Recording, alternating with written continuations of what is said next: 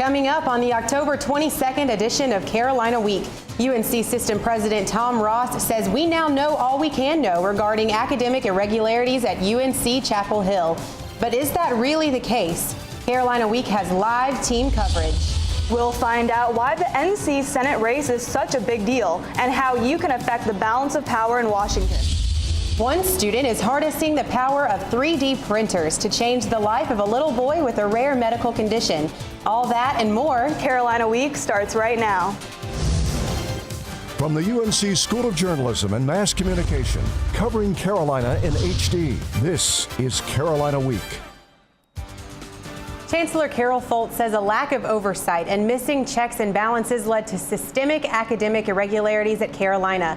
Good evening, I'm Kristen Ruffin. And I'm Anissa Jabbar. The university will pay a high price for those missteps, as outlined in a report from investigator Kenneth Weinstein this afternoon. We have team coverage this evening. Elizabeth Two is in our satellite studio. Alexis Simmons is live here in the main studio, and we start with Susanna Black, live at the Genome Sciences building where a town hall meeting is about to begin. Susanna. Kristen, the meeting is happening right behind me. It started about a minute ago. Now, Chancellor Folt called this meeting as an opportunity for faculty, students, and staff to come together and ask questions and provide insight into the findings that were released earlier today. Now, since it just started, we don't have much for you yet, but stay with us and we will keep you updated as we find out more. Kristen?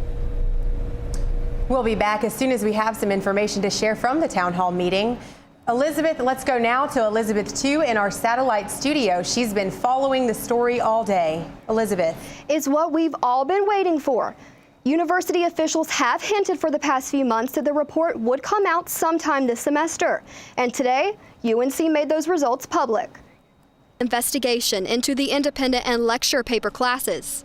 Former federal prosecutor Kenneth Weinstein delivered the report and said the number of people who knew about these classes wasn't large. There's knowledge and there's knowledge.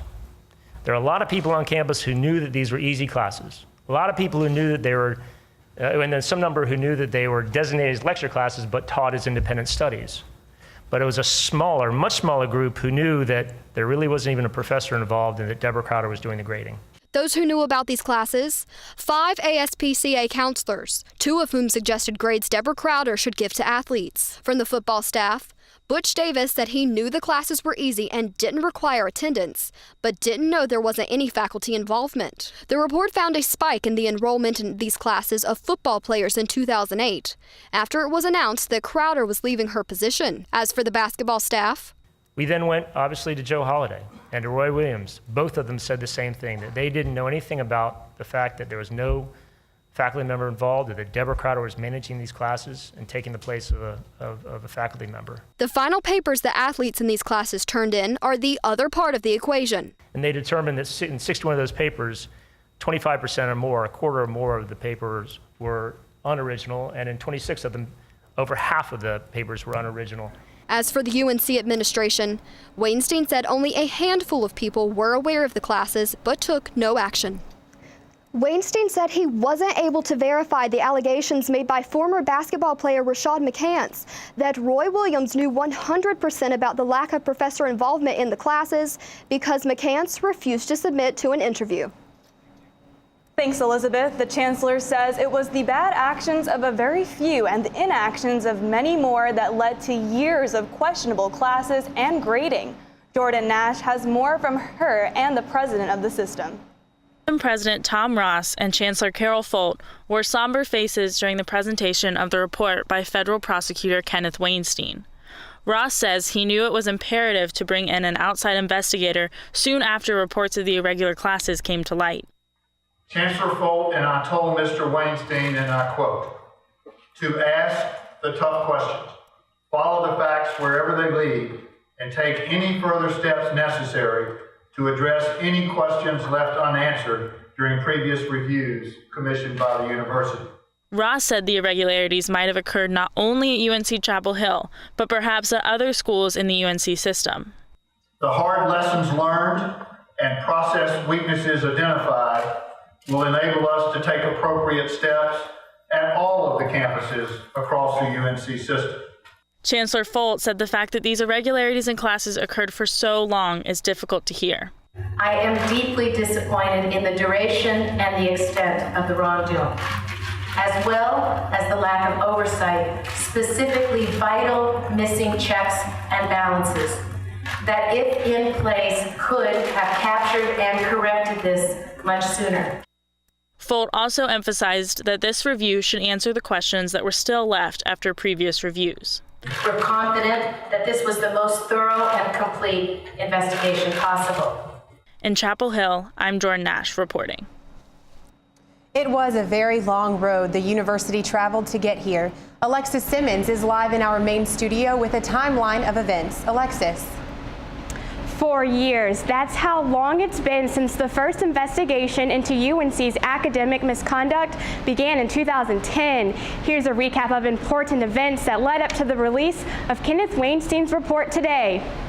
In 2010, UNC football player Marvin Austin's tweet led to the belief that he received improper benefits as an athlete. This tweet prompted the launch of the first NCAA investigation into the academic misconduct within the UNC football program in July of 2010.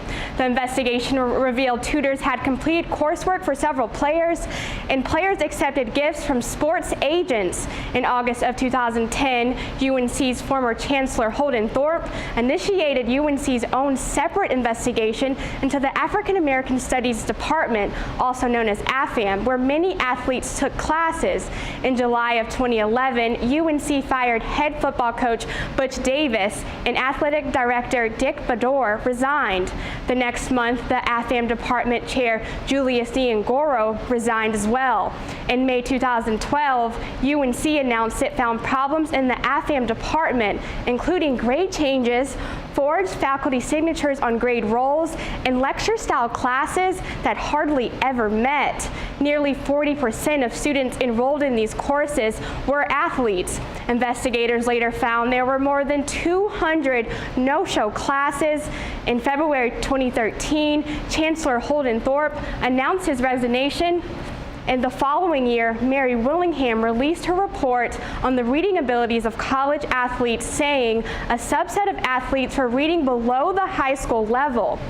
In February of 2014, UNC's new chancellor, Carol Folt, announced a new investigation led by Kenneth Weinstein with hopes of gaining more details about the academic misconduct at UNC. During this time, multiple former student athletes spoke out against the university, saying tutors wrote papers for them and they didn't have to attend class. This past summer, the NCAA decided to reopen its investigation. With the release of Weinstein's report today, a lot of questions from the past now have some answers. A difficult 4 years to relive. The investigators and the administrators outlined all that they thought had happened during a 20-year period. Just minutes ago, Chancellor Carol Folt and others convened a town hall meeting. We've got a reporter on site. Our Susanna Black is live at the Genome Sciences building. Susanna, what has the tone of the meeting been so far?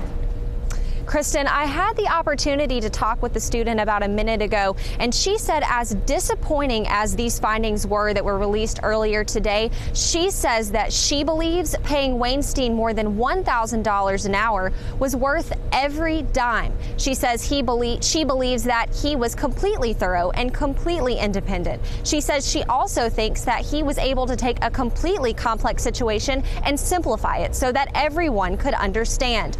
She also said that she is completely surprised at how well Chancellor Folt and her administration handled the entire situation today. She said that she was classy, poised, all smiles. She says that she was very content with the answers that they gave during their Q&A. She says it's going to be a long road, but she thinks that they took the right steps to get Carolina back to where we need to be. And we'll be back at the end of the newscast for a recap of the meeting and all of today's events. Thank you, Susanna, Elizabeth, and Alexis. A big, big day in the life of the university. We'll continue with updates on social media as the ramifications of today's events become more clear. Coming up, a little boy born with a rare medical condition is in good hands. How 3D printing is changing prosthetics as we know it.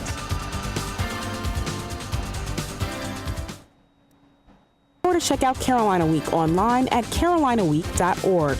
Connect with us online by liking the Carolina Week Facebook page and following us on Twitter at Carolina Week UNC.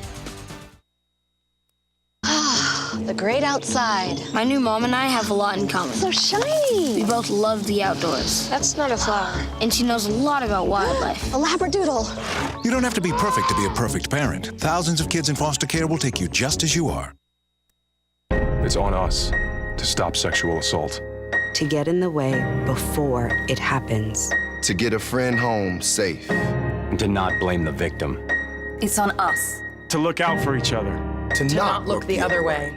It's on us to stand up. To step in. To take responsibility. It's on us, all of us, to stop sexual assault. Learn how and take the pledge at itsonus.org.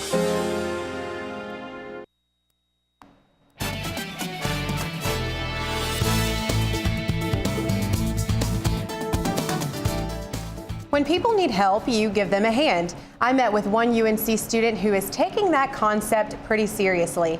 He's making prosthetic hands for children, and he hopes one day they're available to anyone who needs them.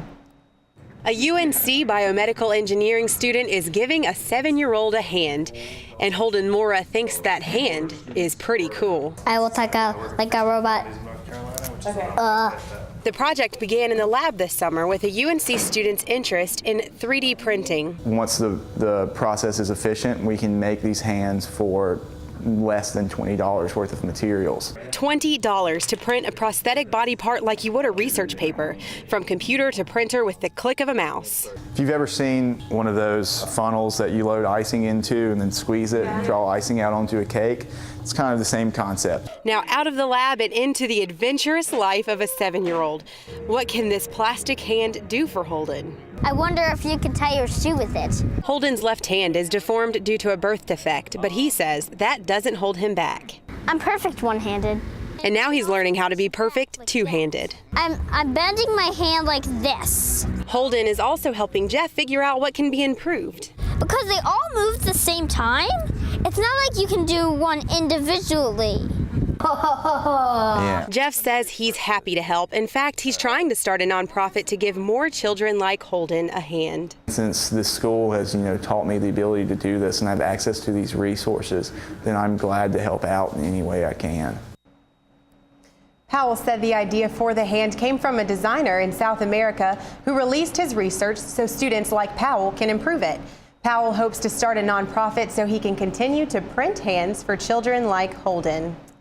The early voting period for the November general elections begins tomorrow. If you live in Orange County, you can vote at the Carborough Town Hall, the Seymour Senior Center, the Masters Garden Preschool, the Board of Elections office, or the site closest to campus, the NC Hillel. The Hillel will be open for early voting tomorrow through Saturday during these hours. And don't forget, in order to vote on Election Day, you have to go to your regular polling site. And speaking of voting, every election is important, and North Carolina's election for U.S. Senate is especially important this year. Our state's decision at the polls could swing the balance of power in Washington. Amy Elmers reports. Kay Hagan is our senator for now. She's running for re-election against NC Speaker of the House Thom Tillis. North Carolinians elected Hagan in 2008, and she's no stranger to the media. In that race, Republican incumbent Elizabeth Dole tried to link Hagan to an extreme atheist organization. And Kay Hagan, she hid from cameras, took godless money. What did Hagan promise in return? There is no God. Hagan sued Dole and won the election. This time, Hagan is running on her recognition from the nonpartisan National Journal as the most moderate senator. And I think North Carolinians want a common sense voice. She says North Carolina needs principles that aren't too far left or right. I think Senator Hagan represents something I wish we saw a lot more of in Washington, which is moderate, pragmatic leadership. Hagan's opponent, Thom Tillis, says he'll vote to repeal Obamacare. He supports a smaller federal government in general, putting more power into the hands of the states. He has supported tax and spending cuts while as the Speaker of the North Carolina House, and says he'll continue to do so if elected to the U.S. Senate. I think he's someone we need in Washington to be sure that North Carolina is taken care of. Tillis's biggest criticism of Hagan is that she votes with the president 96% of the time. You know, when you vote with the president 96% of the time, you represent the president's policies, the policies that are going to be on the ballot in November. She says Tillis has presided over damaging cuts to education in our state. The choice you make could swing the balance of power in the U.S. Senate. In Chapel Hill and Durham, I'm Amy Elmers reporting. North Carolina is one of the 9 states in the toss-up category. Republicans only need 6 Senate seats to take control of both houses of Congress. Where can you watch pigs race while you eat a deep-fried Twinkie wrapped in bacon? The North Carolina State Fair, of course. The State Fair brings foodies from across North Carolina for fried food challenges and foot-long ears of corn. There are performances for those who enjoy music and dancing. It looks like this couple here is having a great time. There are farm animals and cows to milk, tricks and attractions, and 360-degree flips on rides made for daredevils, young and old. Tickets are $9 for adults and $4 for children. The fair ends this weekend. For those of you who remember the accident that seriously injured 5 people during last year's fair, officials say you don't need to be concerned about safety this year. They say the accident happened because a contracted employee didn't follow standard procedures. He started the ride before everyone was secured. The company that owns the ride isn't at this year's festivities. The owners of Family Attractions Amusement face more than $100,000 in fines and a $150 million lawsuit. Windy days, cooler temperatures, and sunshine. What a combination. But are these sunny skies here to stay? Weathercaster Drew Day is up next. Good. Homemade noodles. Oh. Marty, stop it. Oh my goodness, I'm so sorry. It reminds me, I've been thinking maybe we should try a new form of birth control. I heard about this one, it's called the IUD, intrauterine device. Or we could try the patch on your arm. Actually, I think that one goes on your butt. Bedsider.org has birth control information and a lot more. And it's... What do you think then? Arm of the butt. Today, 1 out of every 4 American kids is Hispanic. That means many of the future doctors who will care for us, the engineers who will build our cities, the scientists and entrepreneurs of our country can be your kids. We all know how hard it is for you to send them to college. This is why we want you to know you are not alone. And every day more people support you to make it happen. Many support you. And the Hispanic Scholarship Fund helps you prepare, plan, and pay for your kids' college education. HSF.net.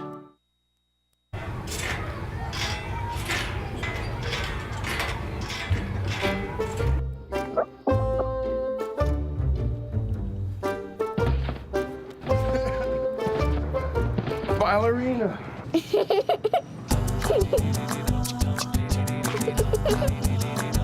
Sometimes all it takes to be a dad is remembering how to be a kid again. Take time to be a dad today.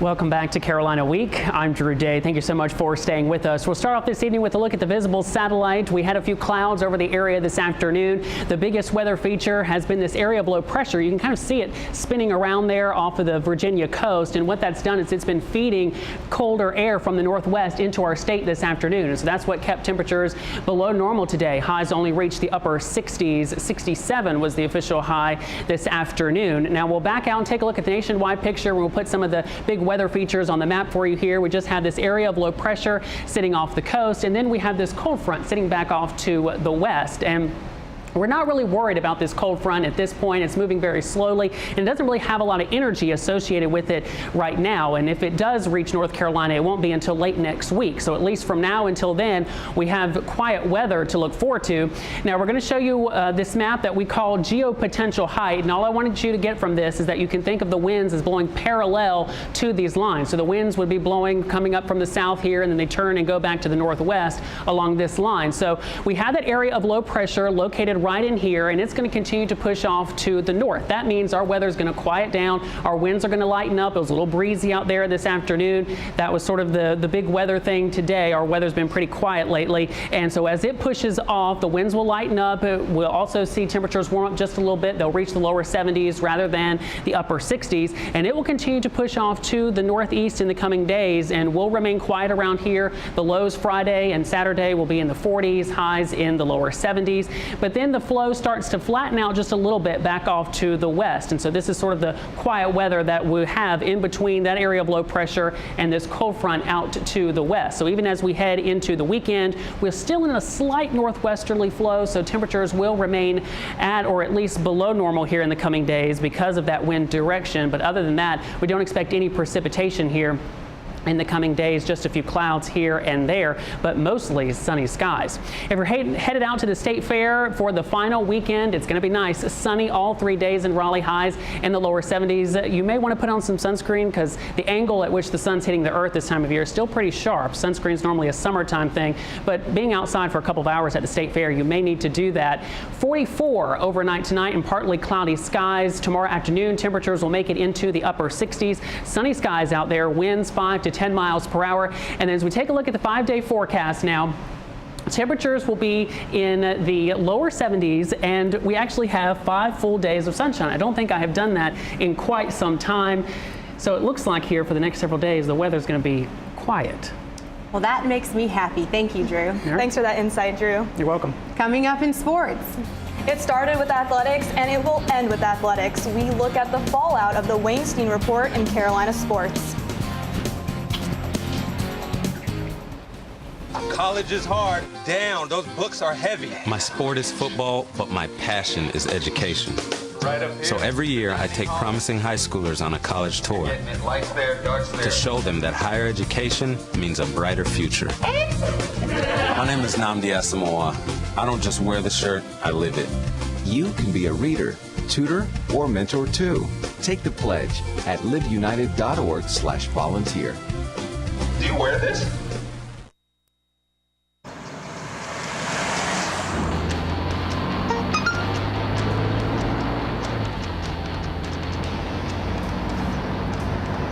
The average text takes your eyes off the road for nearly 5 seconds.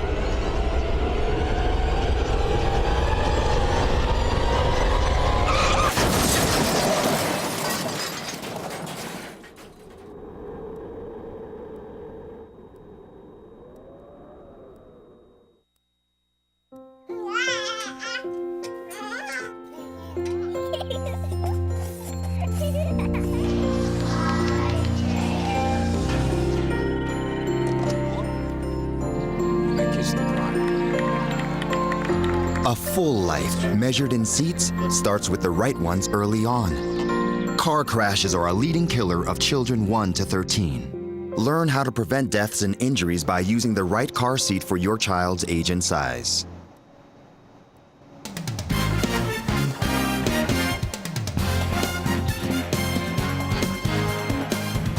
Welcome back to Carolina Week. I'm Alana Albrecht with sports. Now that we understand the Weinstein report, let's look into the fallout on the athletics side of things.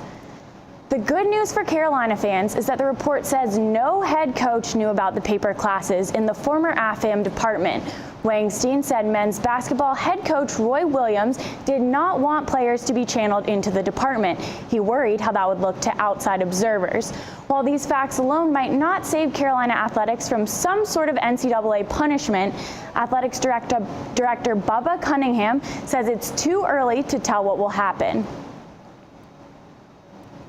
The report to the NCAA, and we're in the middle of a review with them that we started again in June. And this is just one large piece of evidence and information that we'll use throughout that process, but it's much too early to speculate on the outcome. Now, there's still no doubt that the paper classes had a direct effect on the athletics department. Investigators found 169 student athletes were eligible only because of the paper classes. 123 were football players, 15 were men's basketball players, 8 were women's basketball players, and 26 were from Olympic sports. Well, the football Tar Heels finally got a taste of victory Saturday after a month-long drought, edging out Georgia Tech 48-43. This was their first win after a 4-game losing streak. Williams was named ACC Offensive Player of the Week again after 5 touchdowns, 1 rushing, 4 passing. Wide receiver Ryan Switzer caught 2 of those TDs, and running back TJ Logan finished with a season-high 75 yards rushing. The win could mark a turning point in the season. The Heels need 3 more wins to become bowl eligible. Tomorrow will be the battle of the unbeaten in women's soccer when the number 5 Tar Heels host number 2 FSU. Both teams are 7-0 in the ACC heading into Thursday's match. Carolina has won 9 in a row and will be looking to end a 4-match losing streak against the Seminoles. Well, let's get back to the report. Thanks, Alana. Thanks. The findings from the Weinstein report are out. Up next, more about the report says and what the university is doing now.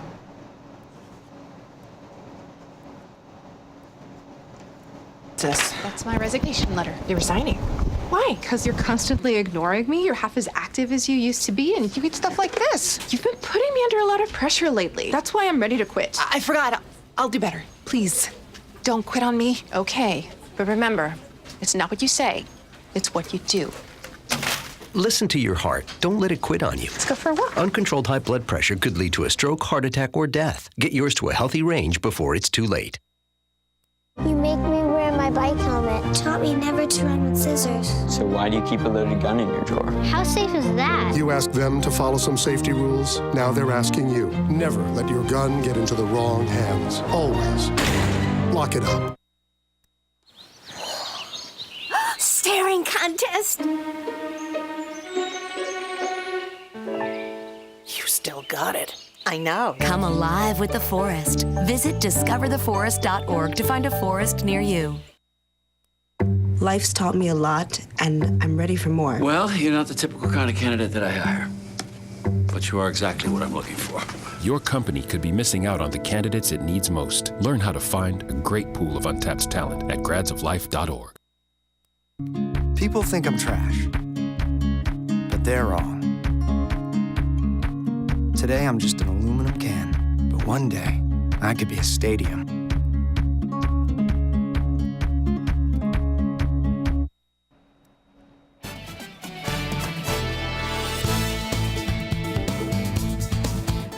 It was a report months in the making and a dark cloud that hung over the UNC campus for more than 4 years.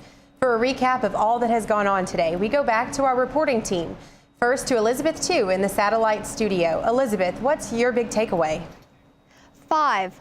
That's the number of ASPCA counselors who knew about these no-show or paper classes. Classes in which students plagiarized their final papers. Now, former head football coach Butch Davis said that while he did know these were easy classes, he didn't know about the lack of instructor involvement or that it was Deborah Crowder who was assigning the final grades to these athletes.